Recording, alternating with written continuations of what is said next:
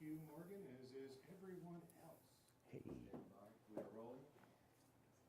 So welcome everybody to the Full Compass 40th anniversary. I'm Johnny McAndrews with PreSonus Audio. How many of you guys are familiar with PreSonus Audio? Awesome, everybody. So I won't go too deep into it, but just to give you a little background of what we're about. We're a Baton Rouge-based company in Louisiana. Founded by Jim Odom in his garage in 1995. We created a product that was a piece of outboard gear that allowed you to have dynamics processing, digitally controlled. It was analog dynamics processing, but digitally controlled. We took that to market, and then people found that we needed to add more knobs to it, so we always listened to our customers. So we came out with the ACP88, which we had in the product line for 20 years. It was an 8-channel compressor unit. So we're always trying to figure out better ways to do things, make things easier. We're also a musician-based company. Very much what we do is based on the fact that we're playing out, on the weekends, during the week, we're running sound, we're playing in bands, we're doing production work, and we're always coming back Monday morning and having chats about what we can do better, what we can make easier to use, and how we can improve our processes and stuff like that. So it's definitely part of the magic. We definitely connect with our user base as well. So it's a big part of what we do is listening to the customer, but also having the experience ourselves. So what I'm going to talk to you all about is the Studio Live. Who's all here? Oh, right on.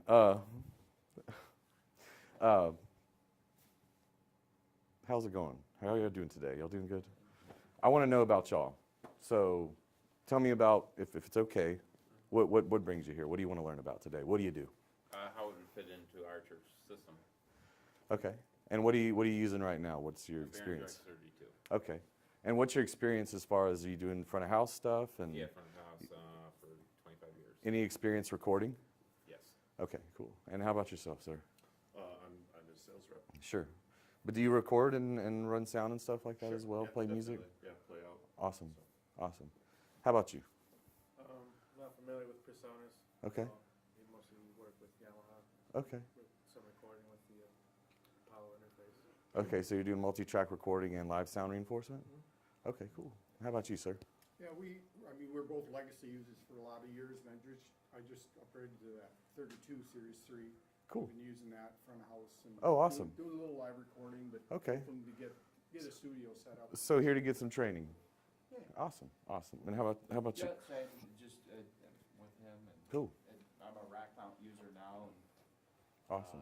gonna probably convert over to the Right on. CS18. And are y'all recording and stuff like that? Yep. Awesome. Some just Awesome. mainly live use.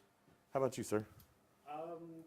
So I've done live sound over the years, kind of more or less part-time as a hobby, all analog, and Awesome. known Susan and Jonathan for probably 40 years as Cool. well. And was here last night and Right on. we're doing seminars.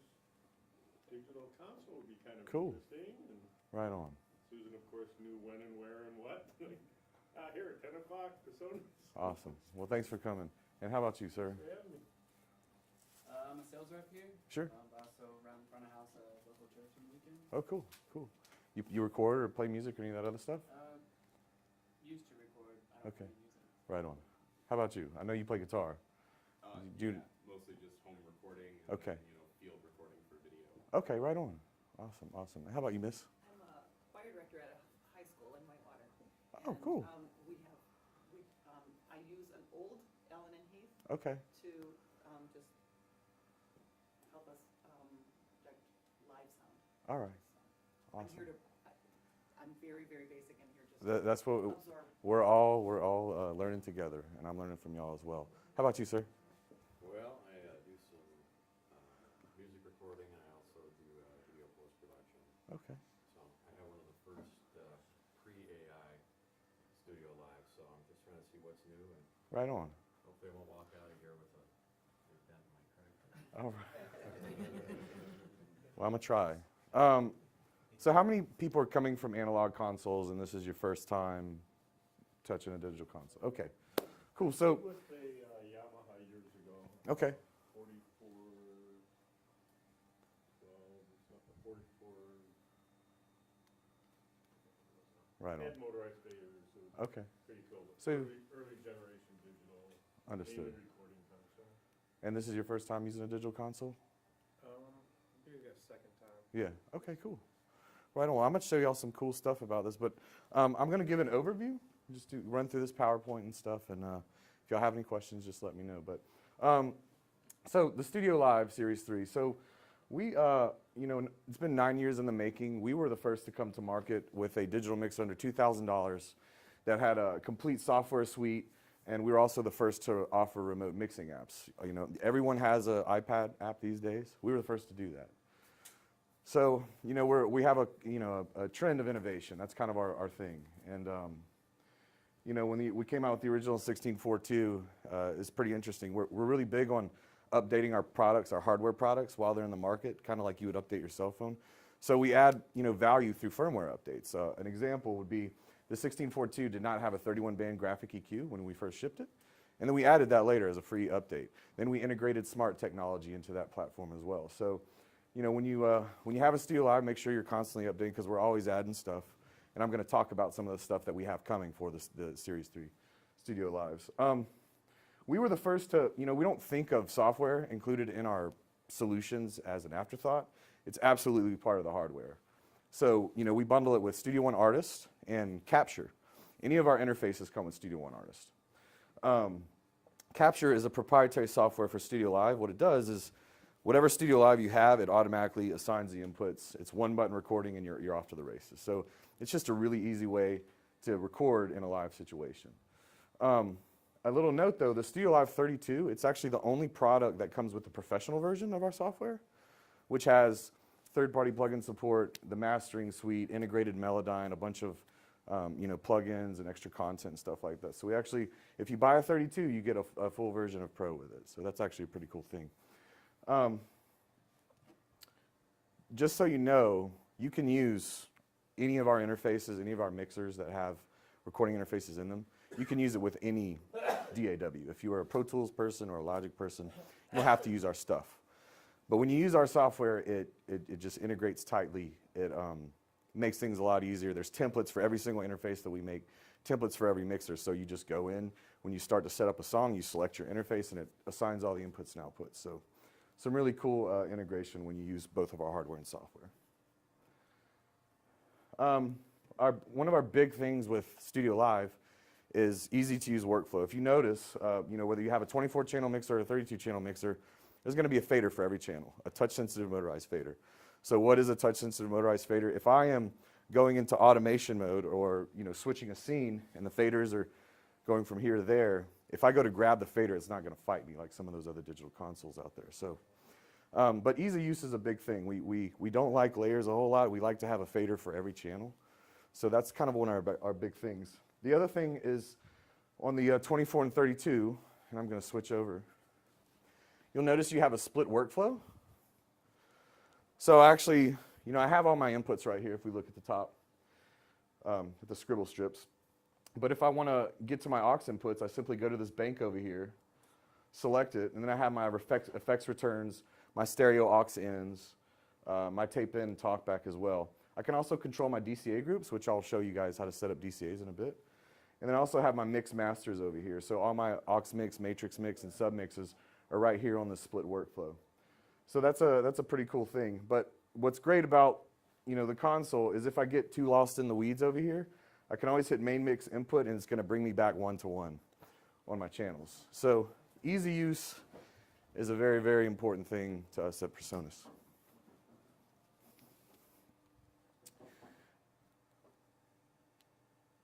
So we actually have 3 models of the Series 3 consoles, a 32-channel, a 24-channel, which we have in here, and we also have a 16-channel. So something to note is they're all 32 channels under the hood. So I could actually expand if I had like a 24 or a 16 and I wanted to get more channels out of it.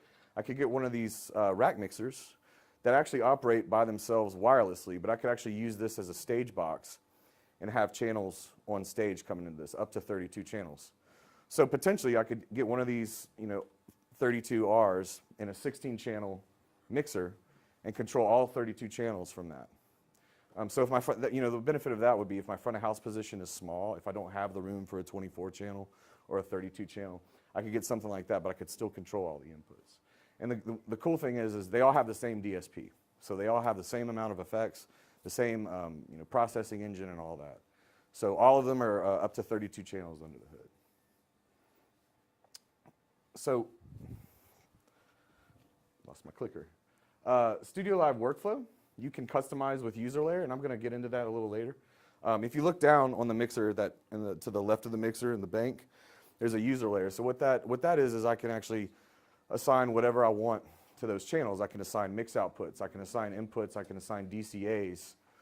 So it allows me to customize the mixer to my liking. Like a benefit of that would be, typically in a live situation, you're only, you're not mixing every single input all the time. You probably have on a 32 channel mixer, probably about 15 faders that you're always having to kind of babysit. So you can kind of just group those together on the console as your go-to. But again, if you get lost in the weeds, you can always hit main mix input. Also, multi-track recording on an SD card. We're the only ones that do that. So I can actually record 32 inputs and a stereo 2-track of my choice directly to an SD card without the need of a computer. It comes in as a broadcast WAV file, one-touch recording. So the cool thing about that is it enables me to do what we call a virtual sound check. How many people know what a virtual sound check is? Okay, for those of you that don't, we've been doing this for years with our original Studio Lives and our AI consoles. What you would do is, let's say you're recording a band that you mix for or you're mixing for a band that you mix for all the time in a venue that you mix for all the time, like a church or a venue or something like that.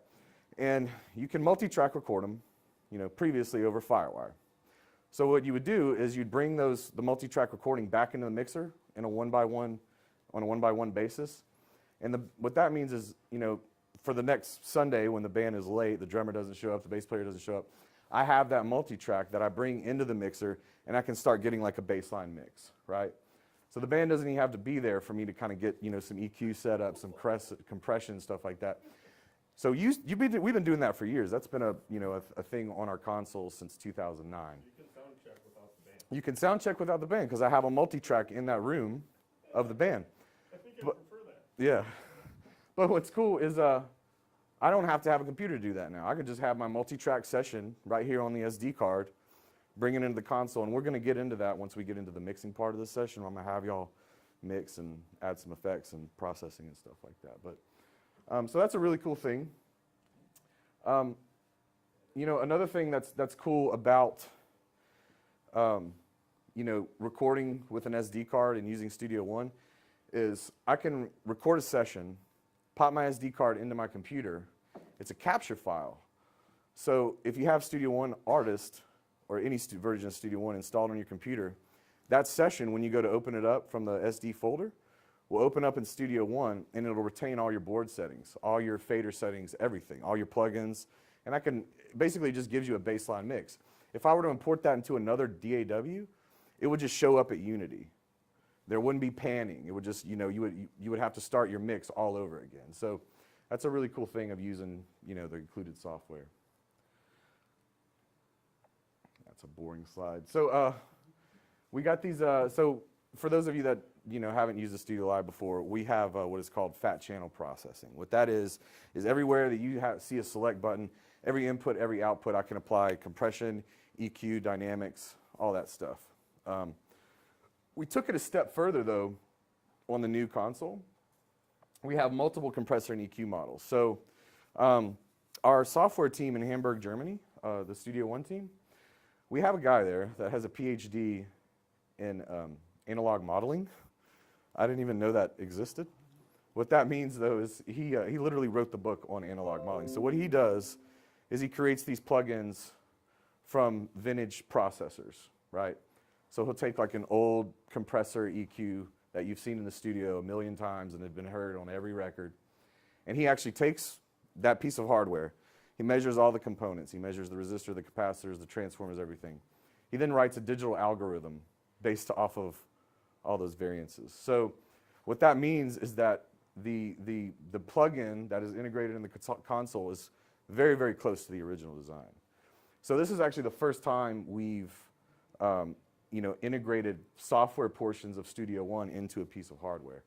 And we're going to expand that, later on in the year. We're going to have multiple different models of EQs and compressors. So right now you have 3 different EQs to choose from.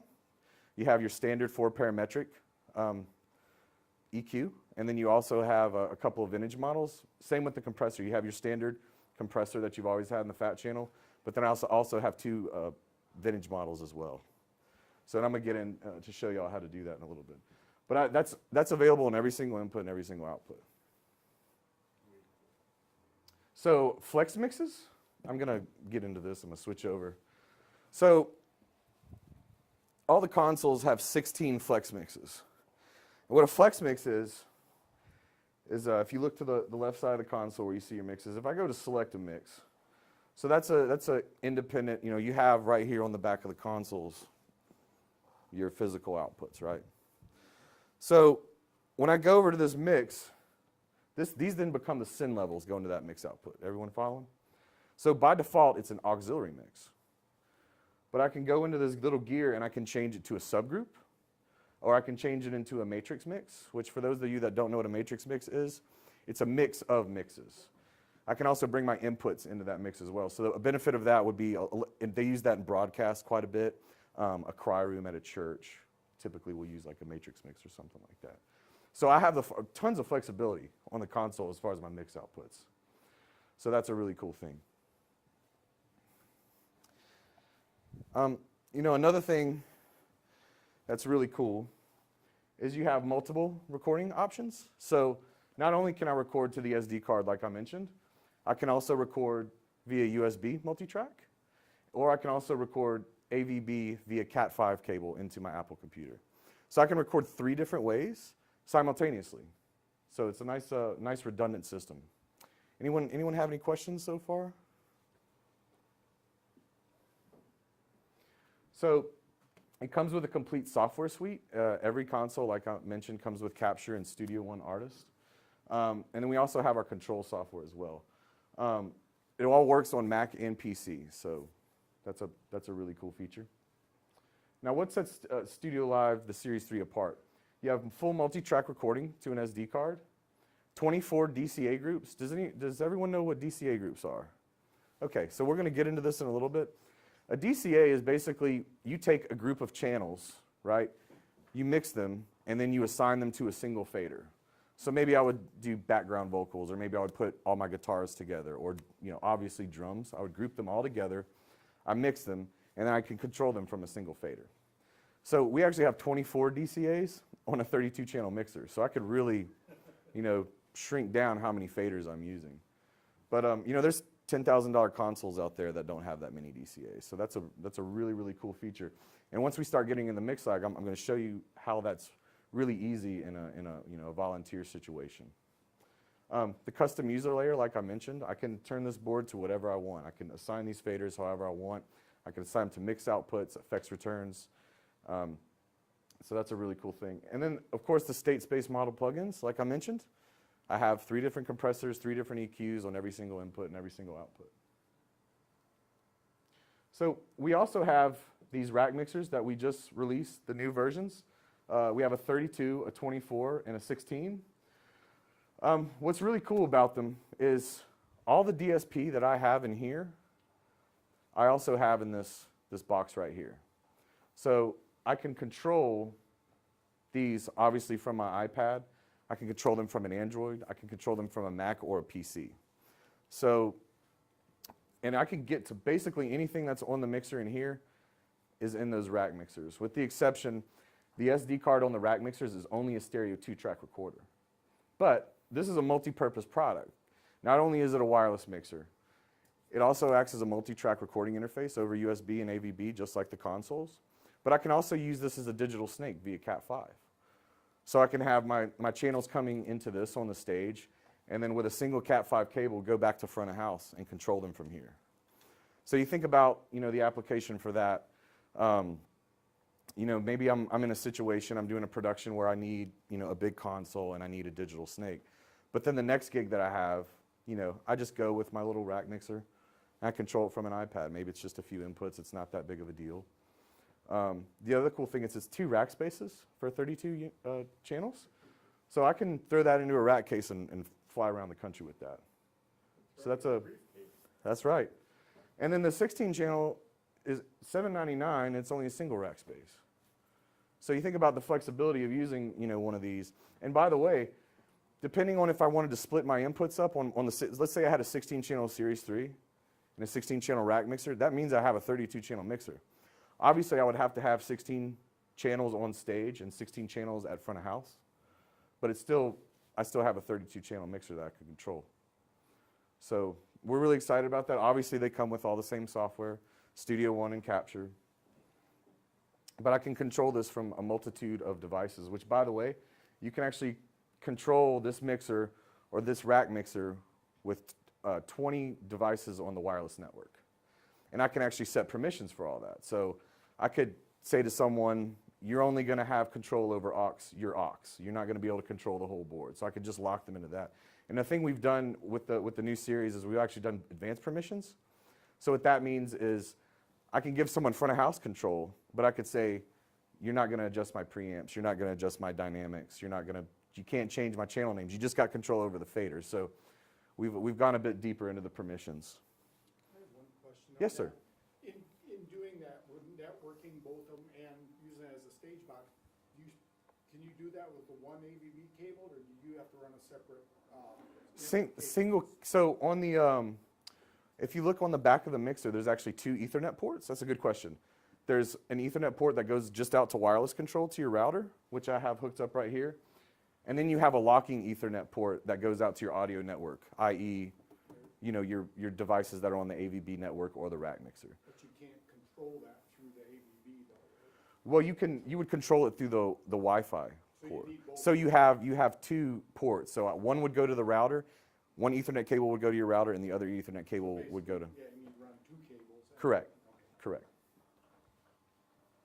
Any other questions? Remote mixing apps. I mentioned this, but I'll mention it again. UC Surface and QMix UC. QMix is an app right here on your phone that allows you to mix from your phone, mix your aux mixes. So like I said, I can assign someone to a specific mix, and they can adjust their channels going into their in-ears or their wedge directly from their phone. They're free apps. We update them all the time, and they run on iPhone, iPod Touch, and Android, as well as obviously an iPad. But I can control every parameter from the mixer. I can change scenes, I can add effects, I can adjust my GEQs, I can even play back from the SD card from the iPad. So if I had some backing tracks going into this rack mixer, I can just trigger them from the iPad, which is pretty cool. These days we've gotten pretty wide with our offerings. We started off as a humble outboard gear company, but we started doing mixers and software, and now we're doing speakers. We bought a line array company a few years ago called Works Audio, so we're doing pretty serious in the commercial division. And we're working on an entire ecosystem for the Studio Live platform. We're going to have simple stage boxes, personal monitoring systems coming next year, so we're really excited about that. So to recap, the Studio Live 32, you have 33 touch-sensitive motorized faders, so a fader for every channel plus your master fader. I have 33 remote controllable X-Max mic preamps, so 32 for your channels and then 1 for talkback, so I don't have to eat up a channel for my talkback mic. And by the way, just so you know, we started off as a preamp company. Our designs it's really high headroom. They run on 30-volt rails, so that gives you a nice warm sound on your preamps. So these are the preamps that are on our high-end interface, the Quantum and stuff as well. So they're really good sounding pre's. That being said, you have combo connectors on the back to where if you're using this in a recording environment, you can use your super high-end outboard preamps and stuff like that and just bypass ours.